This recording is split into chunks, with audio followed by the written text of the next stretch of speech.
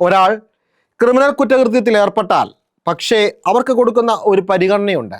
അത് 1000 കുറ്റവാളികൾ രക്ഷപ്പെട്ടാലും ഒരു നിരപരാധി പോലും ശിക്ഷിക്കപ്പെടരുത് എന്നുള്ള കാര്യമാണ്. അതായത് കുറ്റാരോപിതൻ മാത്രമാണ് ഒരിന്നിൽ പ്രതിയേർക്കപ്പെട്ടയാൾ. അയാൾ കുറ്റവാളിയായി മാറുക ആ കേസിലെ വിധി വന്നതിന് ശേഷം മാത്രമാണ്. പക്ഷേ ഒരാളെ കുറ്റവാളി അല്ലെങ്കിൽ കുറ്റാരൂപിതനാക്കി കഴിഞ്ഞ് കഴിയുമ്പോൾ അയാളെ ശിക്ഷിക്കപ്പെടുന്ന വഴിയുള്ള കാലഘട്ടത്തിൽ അല്ലെങ്കിൽ ശിക്ഷയിലേക്ക് നയിക്കുന്നതിന് കോടതി എന്തൊക്കെയാണ് മാനദണ്ഡമാക്കുക? നമുക്കറിയാം, ഒരു പോലീസാണ് അല്ലെങ്കിൽ ഒരു അന്വേഷണ ഏജൻസിയാണ് ഒരു കേസിൽ അന്വേഷണം നടത്തുക. അന്വേഷണം നടക്കുമ്പോൾ ആ കേസിലെ ആരാണോ വിക്റ്റിമായിട്ട് വരിക ആ വിക്റ്റിമിൻ്റെ മൊഴിയെടുക്കും.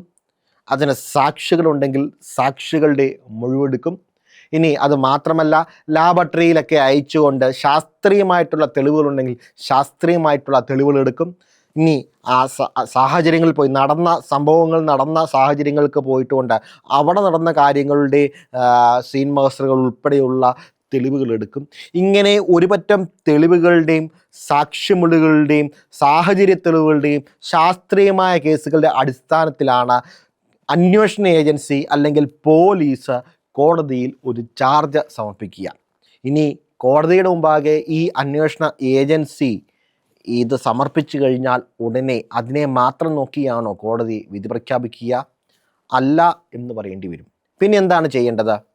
ഈ സാക്ഷികളായിട്ട് മൊഴി കൊടുത്തവർ ഓരോരുത്തരും കോടതിയുടെ മുൻപാകെ വന്ന് ഈ കൊടുത്ത മൊഴികൾ അതുപോലെ പറയുവാനായിട്ട് സാധിക്കണം. ആ മൊഴികൾ മാറ്റിയാണ് പറയുന്നതെങ്കിൽ ആ മൊഴികളുടെ വിശ്വാസ്യത ഇല്ലാതാകുന്നു. പുതുതായിട്ട് വന്ന ഒന്നാണ്. ആ മൊഴി തെളിയിക്കപ്പെടുക എന്ന് പറയുന്നത് ചിലപ്പോൾ ബുദ്ധിമുട്ടാകുന്ന സാഹചര്യത്തിലേക്ക് കാര്യങ്ങളെത്തും.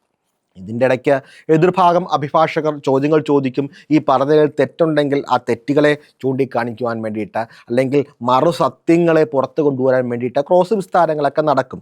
ഇങ്ങനെ ഇത് സാക്ഷിമൊഴികളുടെ കാര്യത്തിൽ മാത്രമല്ല, ശാസ്ത്രീയമായ തെളിവുകളുടെ കാര്യത്തിൽ ശാസ്ത്രീയമായ തെളിവുകൾ കൊടുത്തവർ കോടതി മുമ്പാകെ വന്ന ഇങ്ങനെയാണെന്ന് പറഞ്ഞുകൊണ്ട് മൊഴി കൊടുക്കേണ്ടതുണ്ട്.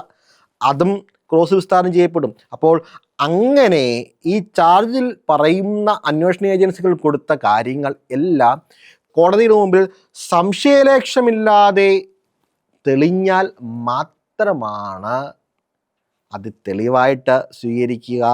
ആ തെളിവുകളുടെ അടിസ്ഥാനത്തിലാണ് ഏതൊരു കേസിലും, ഈ പറഞ്ഞ കേസിൽ മാത്രമല്ല ഏതൊരു കേസിലും ഒരു കോടതി വിധി പ്രഖ്യാപിക്കുക.